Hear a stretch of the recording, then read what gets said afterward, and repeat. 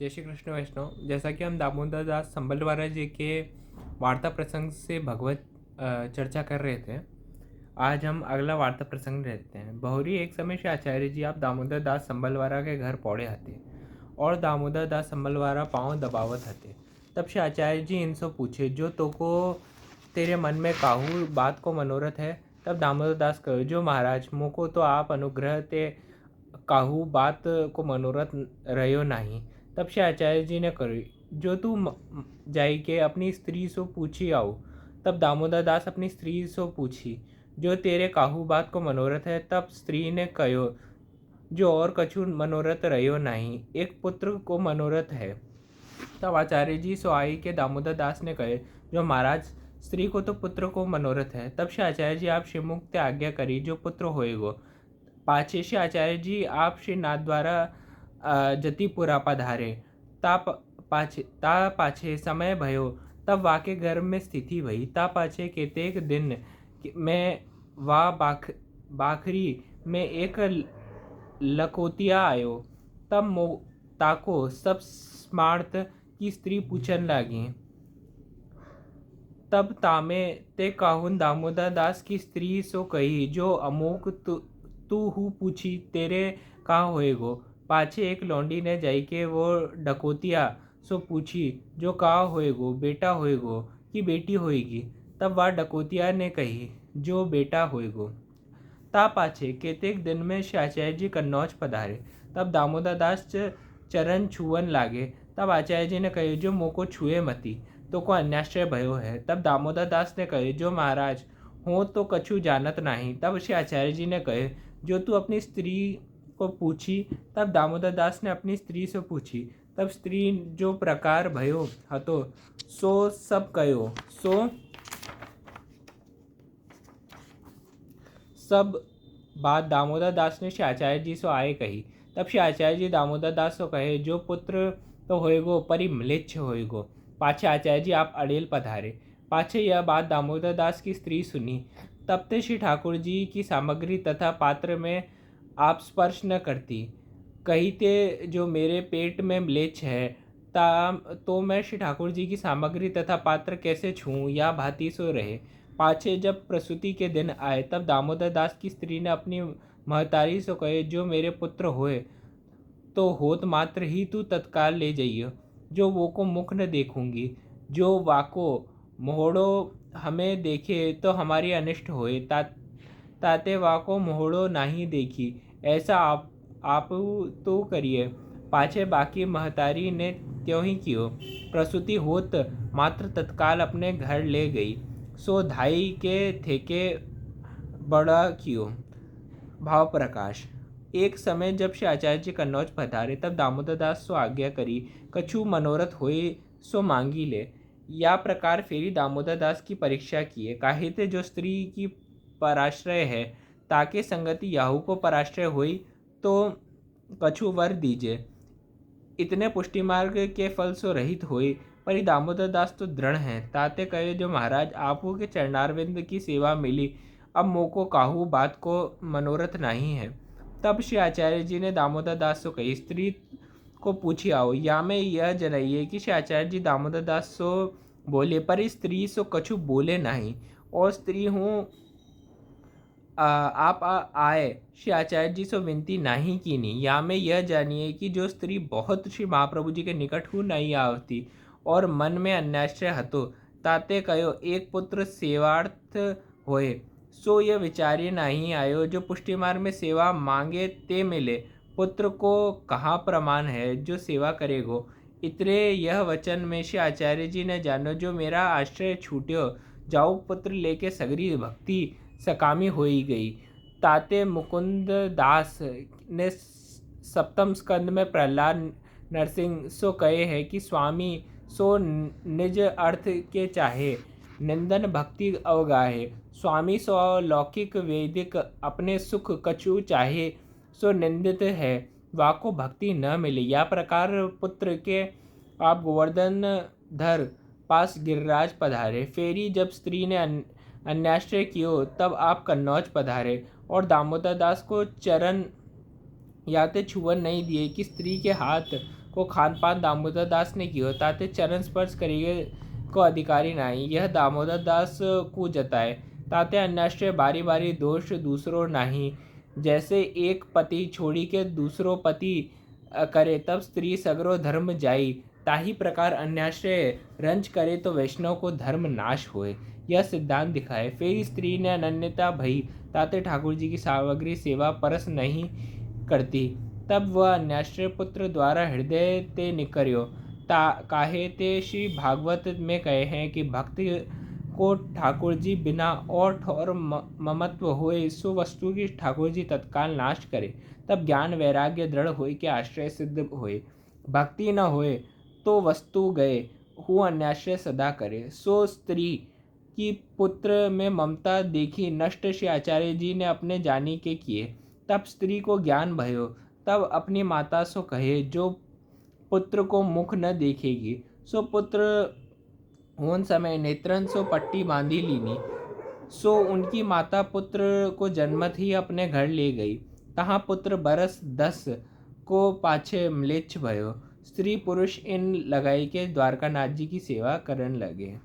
अब क्या होता है, एक बार महाप्रभु जी श्री दामोदर दास संबलवारा जी के घर पे पधारते हैं और संबलवारा जी जो हैं महाप्रभु जी के चरण दबा रहे होते हैं। तब महाप्रभु जी प्रसन्न होकर संबलवारा जी से पूछते कि आपको कुछ वर चाहिए क्या। तब संबलवारा जी बहुत ही प्रसन्नता से आप श्री की तरफ मुस्कुराते हुए कहते हैं कि आपकी कृपा से श्री द्वारकानाथ प्रभु मेरे माथे विराजमान है। इससे बड़े निधि और इससे बड़ी जीवन की कृतार्थता क्या होगी। आपकी कृपा से सब कुछ मिल गया मुझे।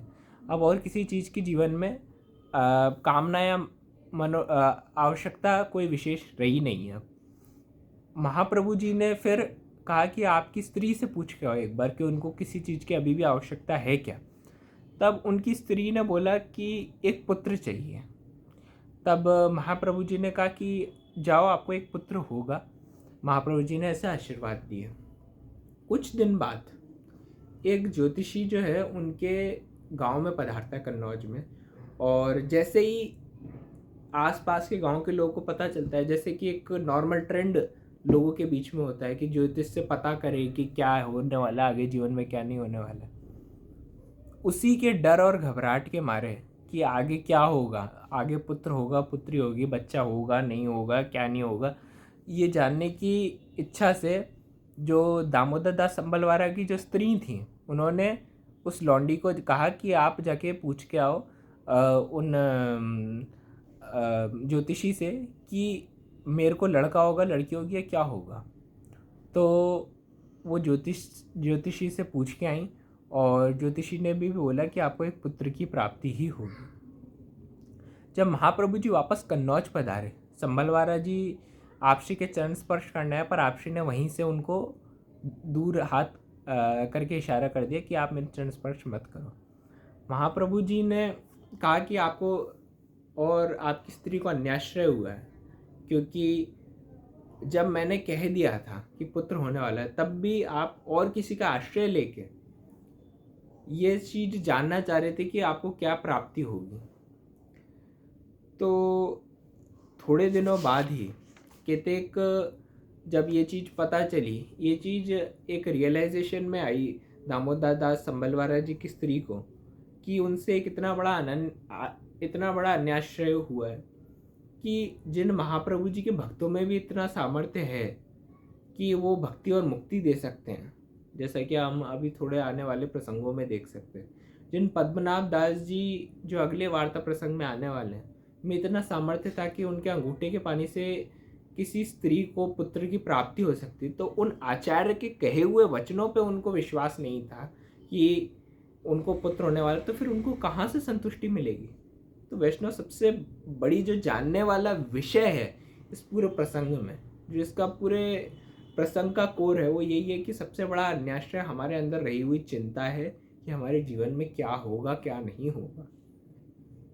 एक जीवन की सफलता यहाँ पे ये दिख रही है क्लियरली कि संबलवारा जी जैसी स्थिति हो जीव की, कि जीव संबलवारा जी जैसी स्थिति तक पहुँच जाए कि ये चीज़ समझे वो कि उसके घर पे विराजमान जो महाप्रभु जी ने निधि दिए हैं उसे, वो जीवन की सबसे सुंदर अवस्था, सबसे बड़ी जीवन पे अनुकंपा है। और उसके बाद भी एक स्थिति आती है कि ठीक है, जीव ये समझ रहा है कि उसको किसी चीज़ की आवश्यकता है और सेवार्थी उसको माने, सेवा में वो उसका जीवन आगे प्रबल हो, इसलिए उसको कोई चीज़ मिले।